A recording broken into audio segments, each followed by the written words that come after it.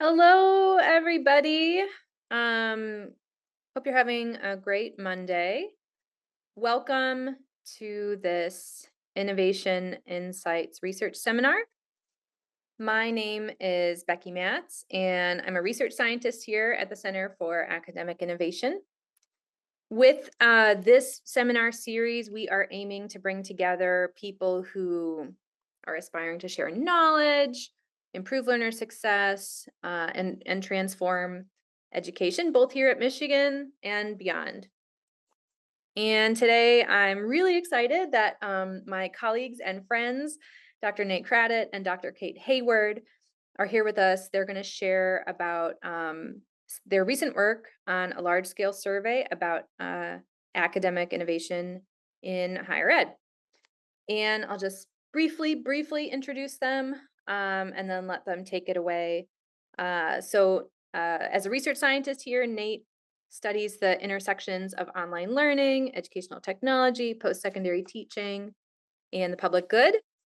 And as our fearless director of research and analytics, Cait manages the hundreds of things, but in particular, the data science, user experience research, and education research teams. And she supports research design and data analysis for a long list of CAI initiatives and projects. So thanks to you both for being here to give the seminar this afternoon. And we'll go ahead and let you take it away. All right, thanks, Becky. Let me get my screen share set. All right, there we go. So, good afternoon. Thanks, everyone, for joining us. I see 32 people. That's really exciting. So, I'm going to leave this slide up for a second if you'd like to download the full report, including all the data tables for what we'll talk through today.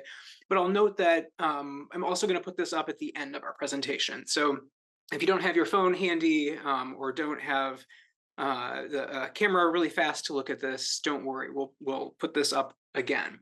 But we're talking today about again, academic innovation from a national level. And so when we think about this, here is what we're going to be talking through. So we'll talk through first kind of the design of the study and what it is that we did, and then all of the different aspects that we asked people about. So talking through academic innovation itself, what that looks like in 2024, how these units are organized, how they're staffed, the structures that support them, and then really what they do and how that translates into the contemporary era as well with some new challenges. And so we start from the premise that innovation as a verb is really not new. So innovation is sort of baked into what we do in the US post-secondary sector, going back to its founding. Innovation, whether we think of it as what comes out of colleges and universities, so scientific discovery, new inventions, that sort of production, or if we think about how colleges and universities are structured and how the actual enterprise itself evolves over time. I think about the community college sector as one of these examples of higher education innovating in response to social needs in the 20th century. So innovation as a verb is not really new, but what is new is innovation as a noun, an innovation unit, a department focused on kind of to its core doing that innovation work. And so when we look at different kind of functional areas, we know a lot about academic advising, for example. We know a lot about student activities and student organizations. We know a lot less about this sort of newer kind of an organization, like an academic innovation unit. So that was our goal. And we think of this study really sort of like a census of these units. And it's a 10-year follow-up to what was a 2015 report called Leading Academic Change, an early market scan of leading edge post-secondary academic innovation centers. And so that report was developed with Quantum Thinking, which is an educational consultancy that we also worked with. And so we want to really acknowledge that partnership and how much we've enjoyed working together and learning with our colleagues at Quantum Thinking for this study as well. So the survey was humongous as a starting point of just something to think about. So we asked specifically the directors of these units 72 questions across the topics that you see here.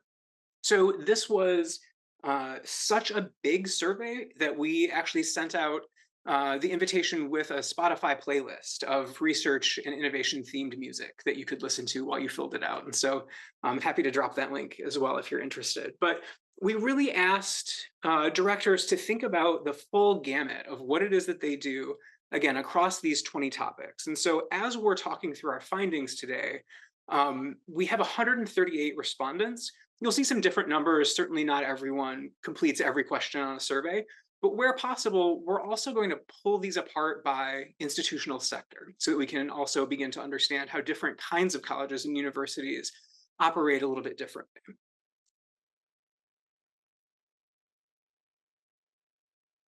Awesome. Okay, can we go to the next slide? Thank you. Yes, looks like there is a request for the Spotify playlist. Let's drop that into the chat. Okay, so one of my favorite questions actually was an open-ended question. Most of our questions were closed, but for this one, we gave leaders in academic innovation space to tell us about what academic innovation meant in their context. And what we heard back was really, truly how contextually dependent it is. Innovation is in response to the situation that you're in, right? And so the things that came through as common across these was that it was very collaborative work, that it was evidence based, right? That people were really considering using data to evaluate where they were and then take steps and evaluate how that went. Really focused on student success. One of the things that is drawn out as a misnomer is that people external to academic innovation often assume that it's about digital technology, that it's all about online learning. And we really hear strongly back from our leaders that they're involved far more pervasively in work across campus than just that digital sector, right? This can involve everything from data governance to institutional policy, all sorts of different things. And so that was something that really stuck out to us in looking at these definitions of academic innovation that people offered back to us. Okay, so in trying to understand people's work, we gave them a set of definite set of types of academic innovation work that our design committee had surfaced to us were common across the institutions that we were hearing from. And what we learned was actually that when you consider this work through these different sector lenses, it wasn't that, our ones are doing this and community colleges are doing this, right? It really, there is this more pervasive approach that institutions of every single different type were reported being engaged in every single different type of academic innovation work, which we're really interested in.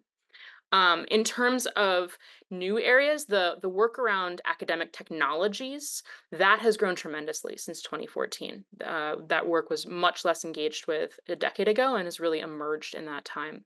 And we think what we're seeing is likely to be similar around right now, fewer institutions are engaged with developing new student pathways. And I think if we were to take a bet, we're going to bet that that is one of the areas that's likely to explode over the next 10 years, looking into the future. And then when we talk to leaders about where they're having impact, where their units are having an impact and how they're having impact, one of the things that really came forward is the way that faculty are our close partners, right? If you think about the frame that some of us use, train the trainer, right? Academic innovation units are really closely partnered with faculty to work with them to define new technologies, new pedagogies, to establish training, to establish new spaces and all these different opportunities. And so it's through our partnerships with faculty that we see ourselves as having this larger scale impact. We're less likely to be directly connected to students. We're much more likely to work through faculty and instructors to achieve that. So that was something that really came forward. Again, this growth, this work on institutional policy, non-traditional credentials, and shaping the strategic mission of the institution, those were things that we heard much more about from the R1s and from R1s and R2s. We're less likely to hear about those from our private schools or our community colleges.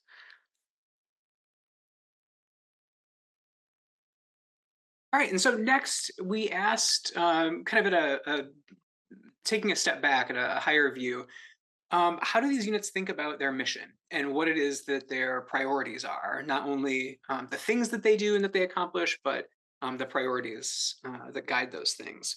And so we saw first that missions have changed and that people anticipate they're going to continue to change. So we asked first, has your mission changed within the last 3 years? And we do see that does have some impact, certainly. And then when we asked whether people think the mission for their organization might change within that next 3 years, we see that there is also some expectation that that's going to change, particularly when we look at the public 4 year R1s as well. So this is really quite an increase when we see the way that people have experienced this change and use that to kind of anticipate what's coming next. And we have later questions about COVID, and we think that that might be, having lived through that pandemic, that might be a part of what's happening here. When we then asked about specific priorities, we see on the left what directors told us in 2014, and then how that compares to what we learned in 2024 on the right. And so in the current year, top priorities were certainly faculty development, development of courses and programs for both online and on campus programs. And then what really rose to the top was various ways of thinking about accessibility, equity for diverse groups of students, and then the new technology of generative AI that came about kind of as the survey was being designed for the new year. In 2014, those top priorities were really focusing on high impact practices, student experiences more generally, as well as that on campus course and program development. So, that staying a key part of the work. Now, when we ask people to think about what they might be looking to as future priorities, the top priorities really for the first time were hiring and retaining staff. And so that was not a decade ago on the radar for this study. And so we think of that as really a pretty significant shift in how unit directors are thinking about the importance of the people who help them carry out this work. And we also see again, of course, teaching in the world with generative AI and resources and services for student success. Okay. So, Hey, in trying to understand the structure of these sorry, units. there's Yeah, a question in the chat that's about that section, and I wonder if you guys yeah, wanna, um, take it while it's sort of fresh in people's minds. absolutely. So the question is, was there a correlation between the schools that said their mission has changed in the past 3 years and those who expect change in the next 3 years, or are they mainly different respondents? That is a great question that, off the top of my head, I do not have an answer to.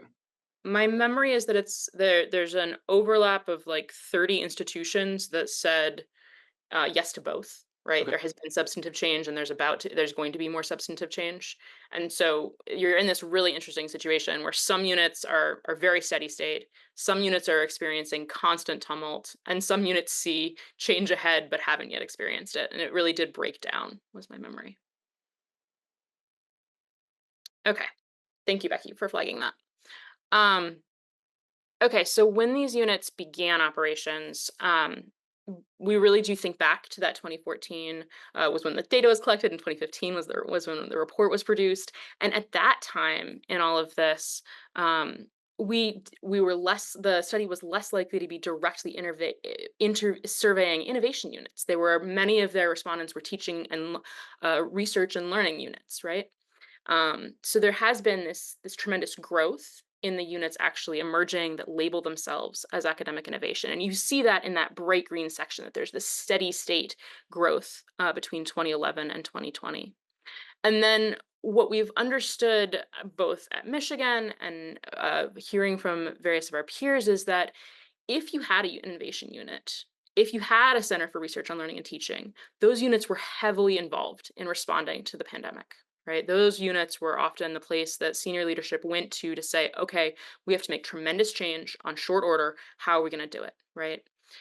And so then in responding to the pandemic, if you were an institution that didn't have one of these spaces, we see this tremendous growth in establishing those. And so that's what we think we're seeing from 2020 to 2022. And then even you can call out 2023 to present as its own section, right? Because again, this continued rapid growth, where institutions are identifying that they need dedicated time and structure and staffing to navigate the changes that are coming at them. And that they've realized that those are happening at such a pace that they want to commit a true footprint to dealing with that. When we think about these units by sector, and this is something that Nate and I are thinking about a lot about as we're looking at our own data, we see respondents from the R1s and the private 4 years at a different pace than we see respondents from R2s, the regional comprehensives, and community colleges. We've got to really critically think about that because it could be that R1s and private 4 years are more likely to be investing in this space, or it could be that our own natural networks, because we've been surveying in part through snowball sampling, we may not have gotten to the right constituents in some of these institutions. And so that's something we want to keep working on, is trying to understand what institutions are invested in this. But based on our current data, we do see these spikes from these two institutional stats. Right. So next, we got into some really specific detail that we weren't sure how much people were going to tell us, but turns out they were going to tell us quite a lot about, again, the resources that they have to do this work. So thinking specifically about their financial resources as well as staffing. And so top level kind of big findings that we saw. First, the average budget of these units certainly has increased, outpacing inflation, outpacing anything else that we could compare it to.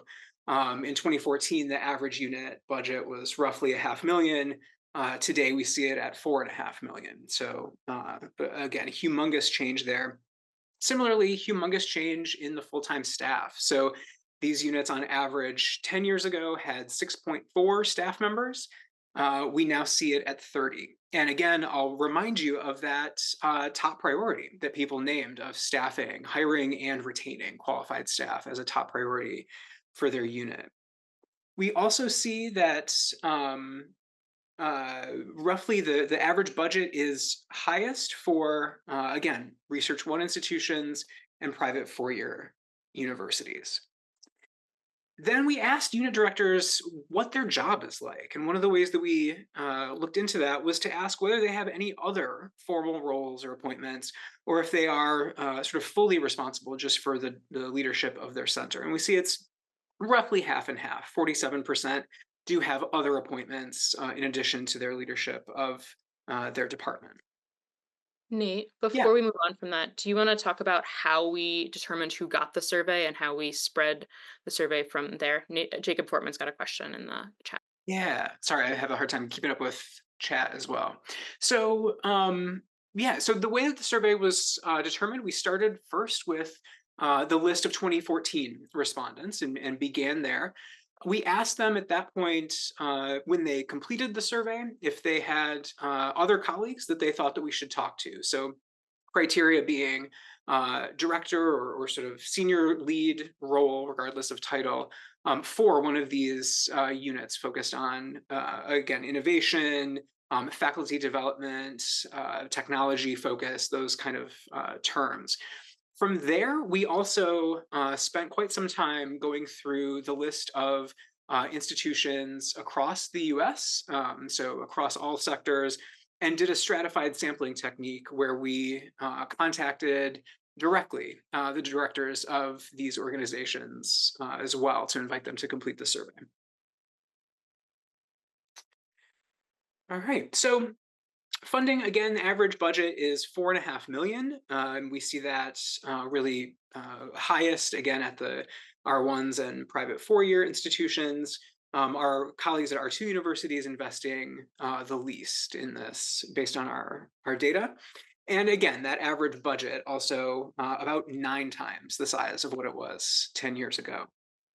When we look at how budgets have changed, we asked whether units are experiencing that change, to what degree they're experiencing change in their unit budgets year over year. And so back 10 years ago, we saw primarily people weren't experiencing a huge amount of change, roughly within 2%.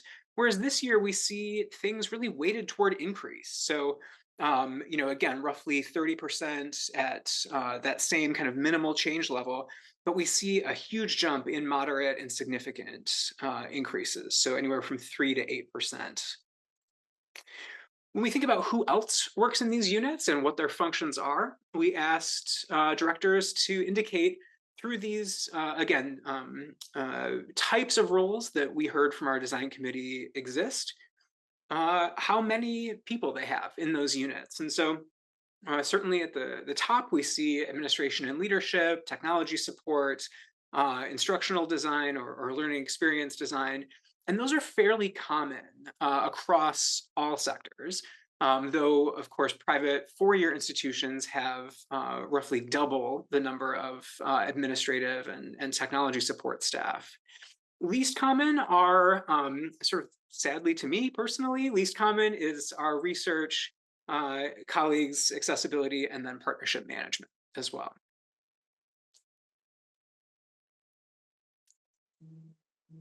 Now we're going to look at faculty engagement. So we asked unit leaders about what kinds of faculty they were closely partnered with. And I love this top one because in 2014, they didn't even ask units whether or not they were engaged with teaching focused faculty. And now they are the top partners, the most frequent partners for academic innovation units. And that really speaks to the way that over the past decade, higher ed institutions have really begun thinking much more intensely about the quality of their teaching and how students are being engaged in that manner and have been staffing that in a fundamentally different way. And so we can see that through that choice. Then I love the next one too, which is that pre-tenured faculty, and this one gets a nice bit of nuance, which is that they're not always as likely to be engaged, but if they're engaged, they're more engaged than their tenured colleagues. Um, and then we see some interesting patterns within the domains, particularly in that faculty in engineering and faculty in education have tended to be less involved in innovation work, whereas faculty in the sciences and STEMs, arts and humanities, and health sciences have been more likely to be involved in this work. In terms of services used, because each of these units told us a little bit about what kinds of offerings they made available to faculty and staff and students. And they really talk about the offering around professional development for faculty and grad students, providing services to support program redesign efforts, right? So partnering closely with units on campus to think about what currently exists and how to innovate within that context. And then instructional design offerings are the other primary thing that we see consistently offered across campuses. And then in terms of on-campus partnerships, when you look at the 2014 table on the left there, academic affairs, IT, and the library were the top three partners. And in 2024, we see that consistency with academic affairs and IT, but we see online learning departments, which again, didn't even get called out or seem to exist in 2014, but now are considered some of the closest partners for on-campus partnerships. The library is still there in fourth. And then we see these partners with the different academic programs. The registrar's office comes through, which I'm really excited about. We see we've had some amazing partnerships with the RO on campus at Michigan. And so it's exciting to see that that's true, not just in our space, that's one that's happening across the whole landscape. And then online program managers, right? These are getting a lot of the current conversation in higher ed. And so we were really curious how different innovation units would frame their engagement with OPMs. What we see is that of the institutions we talked to, 53% had worked with them or were currently working with them. But what that amounts to is that, you know, a good chunk of them had worked and are no longer working with them. They have been most common at R1s and private four-year institutions. Community colleges are the least likely to have engaged with OPMs. In terms of what they've engaged OPMs for, market research, student recruitment and enrollment, and technology and tool deployment are the top things, with course design coming in as a, units, institutions have been outsourcing instructional design, but in a less frequent way. And we were fascinated that when asked about student retention and placement of students in employment or training circumstances, none of our institutions reported that they had used OPMs in that manner, despite those being services that we know are regularly offered by OPM. So it's really interesting that through the innovation lens, those services are not what these units are aware of or involved in engaging services for. And then when asked about the strengths and weaknesses, right, there's such an important conversation about this space going on right now. And people really tell you about the strengths being, some of these teams are pretty small. And so being able to outsource really enables you to take on a large task that involves expert work. Think about market research. It's a whole space that has a lot of nuance to it and needs expertise to navigate that. And so you can outsource that and do something that would have been much harder to do for the unit itself given the scale. But then on the downsides, it can be quite expensive. It can really not be as connected to the university mission, or the style that that the unit would want to proceed with.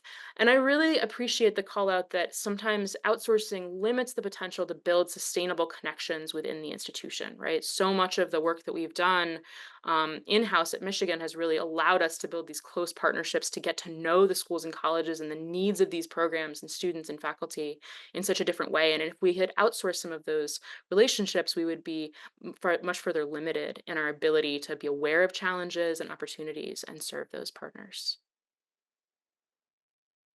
All right, so the OPM conversation was one of the first where we had open-ended responses available and gathered some qualitative feedback. And so it was also the first of what were some of these kind of newer topics that we asked about, or at least newer in the context here. And so we'll share some additional detail on specific contemporary developments in higher ed that we're thinking about. So, namely diversity, equity, and inclusion, generative AI, and of course, the pandemic. So, first, we asked respondents very openly, how does your unit incorporate DEI into its work? And out of 138 respondents, we got 76 answers, and they really fell into one of two very kind of polarized answers. And so, on the one hand, we have units that really embrace DEI work, explore how to incorporate this into every or most aspects of what their unit does in a really holistic way. And then on the other hand, we had quite a number of responses that were talking about kind of why they couldn't do that. And it typically was not for lack of interest or lack of care. It really was situated as either a legal or political roadblock in their state or in their community.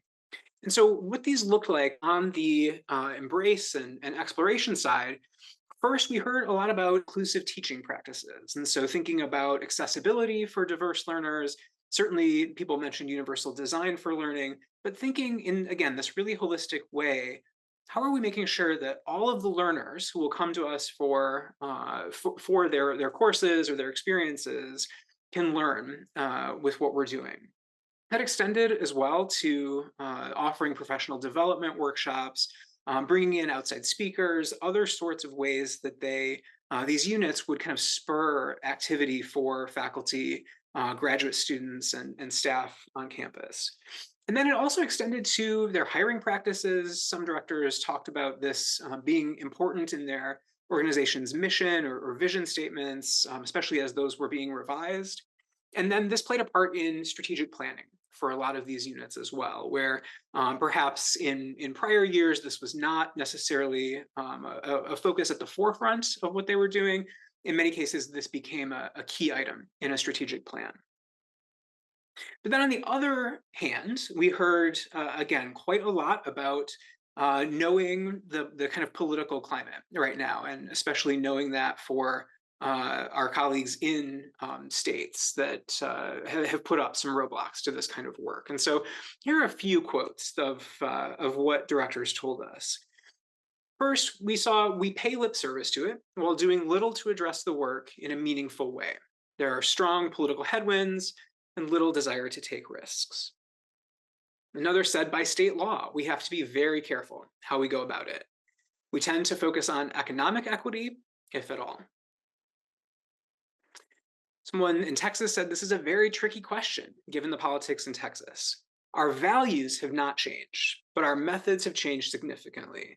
We have to be more careful with our wording and our inclusion. High focus now is on belongingness and connectedness. So there again, thinking about how can we still do this work in a way that doesn't run afoul of the legal landscape, just as we saw with the economic equity example. Then we also see a response that in a statewide political environment that has been scrutinizing DEI efforts closely at state institutions for several years, my unit focuses on disseminating better or best practices for the positive academic outcomes of each and every student.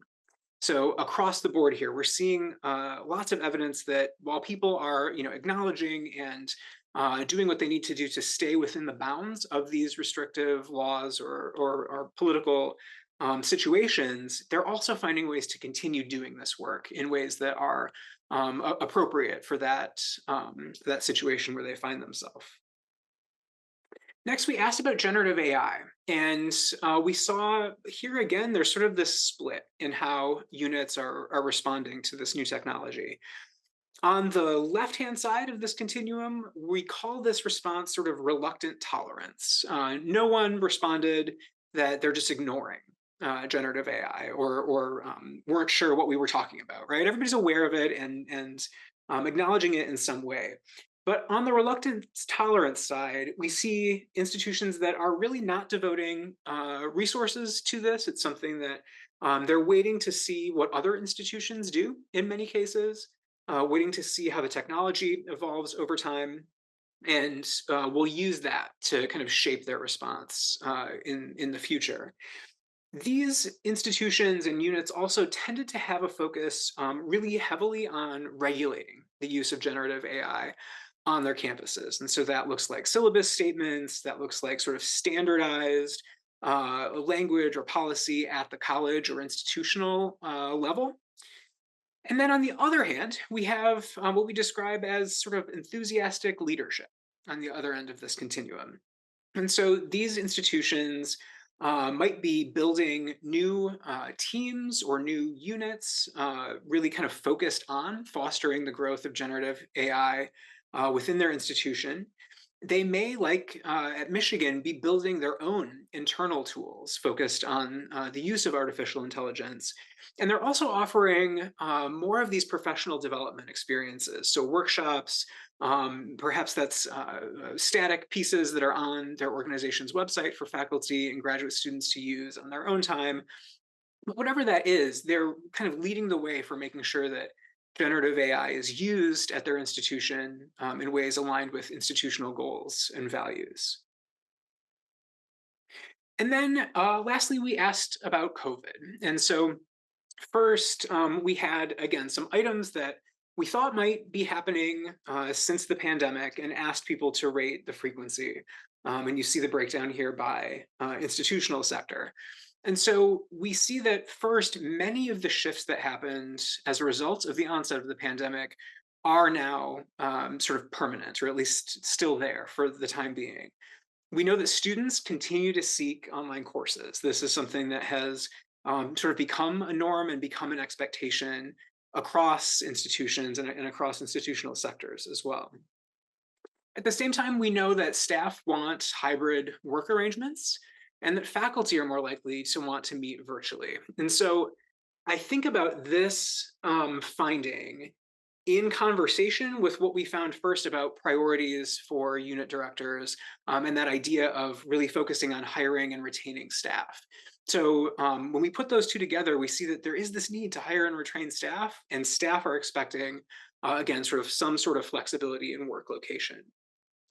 And then similarly, students now have an expectation for that lecture recordings will be available to them online. And so that's really pronounced at community colleges as well. And so we think about that, the typical community college student may not be a full-time student, may have other commitments that sort of prevent them occasionally from going to campus, and so that sort of makes sense when we think about that sector. And then we had, again, an open ended qualitative opportunity for people to reflect on the pandemic. And we asked just generally, how has the pandemic influenced the work of your department? We saw first sort of a positive answer here that faculty who never worked with us became colleagues and advocates. Someone said our institution decided to go big in online learning and our graduate and professional schools. And my unit's instructional design team, because of their effective work during the pandemic, is at the center of that now. So, some really persistent, again, shifts in the work and in the institution. And then on the other hand, we see someone who says it severely hampered it. Faculty are burned out, and engaging in any extra things is tough to get. And so these two examples really are pretty accurate depictions of what we saw across the responses here. There are some who really kind of found silver linings in this, or found ways that the pandemic had some positive, lasting effects for their institution's work.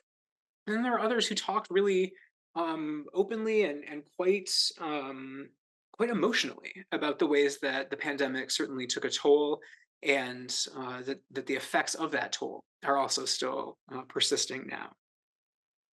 So we will stop there. As promised, again, here's the link if you'd like to download the full report. It has much more detail and write-ups of these and other findings, as well as the full survey instrument itself, so you can get a sense of what we asked, how we asked it, and you'll see the full data tables as well. But with that, we're happy to take questions.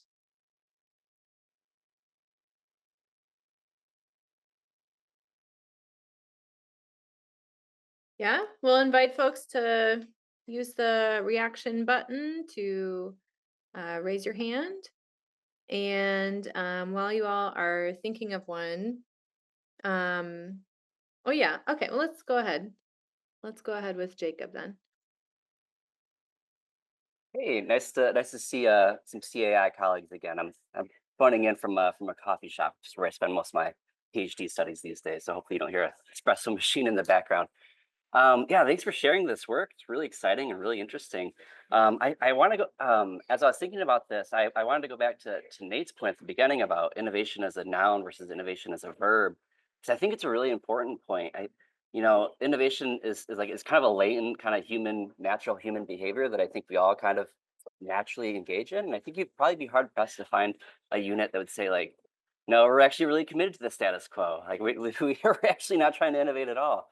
But what I think is so interesting, and I think this is what your survey is getting at, is that when we start to have units that consciously embrace innovation, that like make it part of their mission statement, that have it as part of their names, that I think is something different, right? So now we're kind of making a delineation between this kind of organic innovation, the things that we all kind of naturally do, that undergirds probably almost all units, and units that are making innovation a conscious part of their mission. And so it just makes me think about how, maybe this is maybe just future projects or just kind of future thinking. How might there be an implication between units that make innovation a conscious part of their mission, that have dedicated themselves to doing innovation, versus the more latent organic types of innovation that we see naturally across universities? So it's not really a well-formed question, but I think maybe there's something to think through in there. Really appreciate the work. Thanks, y'all. Yeah, that's great. Good to see you, Jacob. Um, so I think about that in the context of the pandemic. So we saw institutions where prior to 2020, they might think of and talk about themselves as being really innovative or really entrepreneurial institutions. They might have been at the forefront of offering online degree programs or online courses. And then when innovation became forced through a pandemic, they were really well prepared. And they had the infrastructure there. They had the sort of the mindset among faculty and staff for how to pick things up and move them online if they weren't already. So that's what your question made me think about, is the ways that having innovation kind of built into the system ahead of time can help you be prepared institutionally or organizationally for developments that you maybe can't exactly predict, but that may come along the way.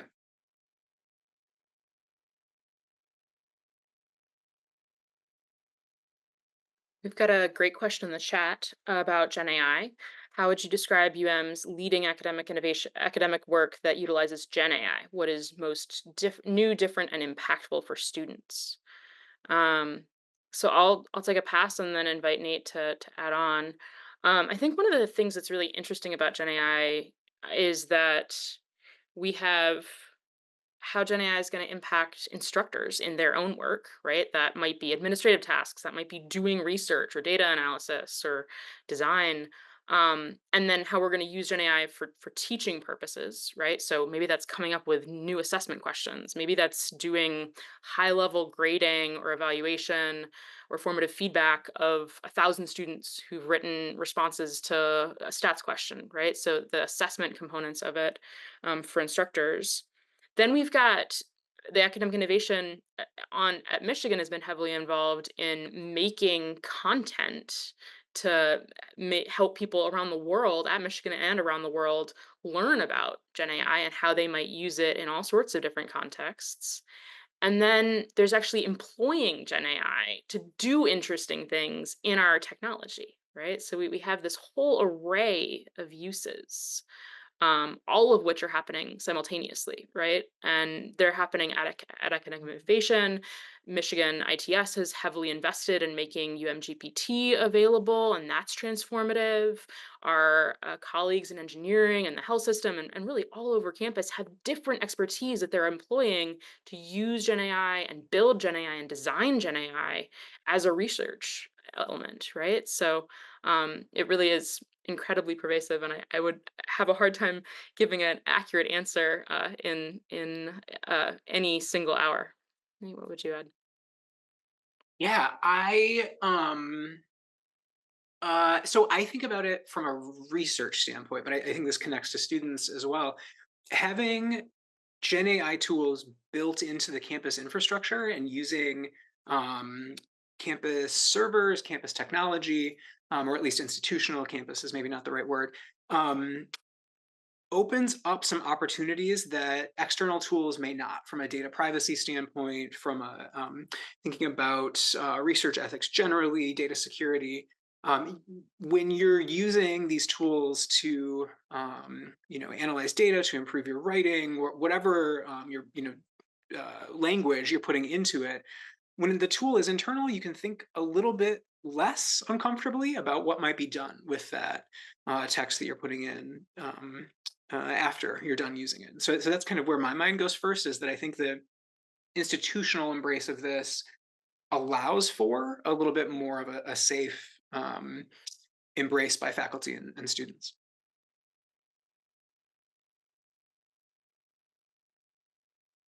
Yeah, there's a couple more in the chat, so I'll invite you guys to just keep going through those. There's two new ones. Okay, Yeah. what is the special thing academia needs to be innovative? What does it need to predict things like COVID, which no one predicted, but somehow some of them were well prepared? So I'm gonna sidestep the need to be able to predict COVID, because we certainly didn't nail that. I don't think most of us did, but certainly there had been talk before COVID about a global pandemic was possible and even probabilistic. Um, and then what I think is really interesting is that in terms of being able to respond to it, is that we do hear from innovation units that they were heavily tapped in that context, right? That they were strongly engaged by their senior leadership to help with that. And so what I think that says is that having experts who have experience in in this case, particularly online technologies to enable, right? Because if we think about remote learning as one of the most needed things in that moment, but also change management as the other piece that I would say was really important in that moment. And so academic innovation units were well suited to help with both of those, right? They had an understanding of how to partner closely with faculty, meet them where they are, and help them navigate the steps towards engaging with new technology. So I think that is what the difference maker was the change management piece, the expertise in those online technologies. And then again, I'll call out that I think it was the dedicated footprint, right? That having staff whose jobs those were. This wasn't, somebody in your unit who was already responsible for doing all sorts of other things, suddenly having to learn a new thing and help others navigate it. I think that's where that got really, really, really next level hard. And schools that had innovation units were better prepared because they could to assign those staff to help with this new grand challenge. Yeah, and I think undergirding all the things you're saying is like rapport building and trust and Mm, like the social work of uh being a leader within a college or a university. yeah, tremendously so. The people had to know that you were able, you were there, and that have rapport to be willing to call on you. Really Yeah, good points. and trust that you would Come what you would do through. would be effective and Yeah. responsible and useful and yeah. Yep. Yeah. Yep. So Jennifer's question. So this is a prime opportunity for you to download the report because we do get into a little bit more detail about the various technologies. We asked people to name in different use cases, different kinds of technologies, what their institution adopted, what specific brand was adopted. So what we're saying here in terms of the student retention piece that you asked about, we're specifically looking at online program managers. So those are external third-party companies that institutions hire to do various aspects of academic operations. And one of those, in some cases, can be retention. What we found in our survey is that no institutions reported engaging specifically in OPM for that service. But certainly they're using tools like, I think of EAB, I think of, these other kinds of systems that exist, but we wouldn't necessarily think of them as an OPM. So those are likely in there and things that you would find, they just don't fall in that kind of outsourced third party staffing version of what that can look like. So that's a really good question and clarification. Thanks, Jennifer.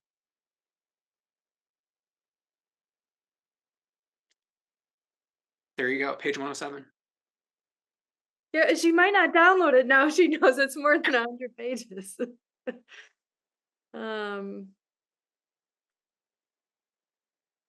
well, I had one I was thinking of was as y'all were talking. So, it's sort of a nice round number that this survey occurred 10 years after the earlier one. And I wonder if having just gone through this process, would you say like, you know, is 10 years the right cadence? Not that CAI necessarily is doing this work every 10 years or whatever, but like, what do you think is the appropriate cadence for a survey like this of units? Is it 5 years, 10, 20? Is it different? Is it like too hard to predict? What would you say? I'd say 10 years is too long. I think about all the things we lost that happened, like changed, and people tried and did things that we don't have any sense of because we surveyed them in 2014 and now. And I think there was a lot of work that happened in those 10 years that we just don't have a good sense of. I would probably, two things. I would start with, like, if I were to do the whole survey again, which I actually wouldn't recommend, it's too long. 72 questions is a heck of a lot for anybody to answer and for us to try to analyze smartly and describe it all to you. So I would probably break it up into a yearly survey with a much shorter, like 10 questions, right? And go after different topics and rotate those topics so that you're getting a more holistic picture, but you're understanding each piece every 3 to 4 years would be my suggestion.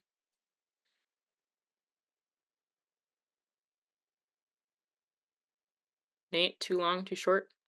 No, I completely agree. I think the approach, and we learned this, along the way. People, when you give people the the opportunity to write open-ended comments about a survey, they will let you know their thoughts on that survey. And the number one thought was, hey, this was a lot. So I think, the way to approach it, because certainly I don't think there's anything that we wouldn't care to ask about, right? But I think it's a matter of thinking through what a cycle of that would look like, where perhaps one year we're asking about budgets and staffing, the next year we're asking missions and priorities, for example, and do those on more of a rolling cadence. Yeah, full credit to Nate and the design team. We deleted 100+ questions, right? Like we had many, many, many more questions we could have asked. This really was a trimmed down version, and it's still incredibly long. Like, this is the short version. That's Yep. great. All right. Well, thank you both so much for the presentation and for all of the work to partner with folks on this survey. Um, yeah, it's really interesting and unique work, and I'm so glad that Michigan gets to like have a front row seat to this. Um, Chelsea's put up the slide for our next talk, which will be early in December after everybody is all um, well rested from Thanksgiving break. So please see more here at the link or scan the QR code. And we'll see Ben Motes in a few weeks. Thanks to you all for coming. Thanks for spending some of your precious time with us. We'll look forward to seeing you in December. And yeah, enjoy the rest of your day.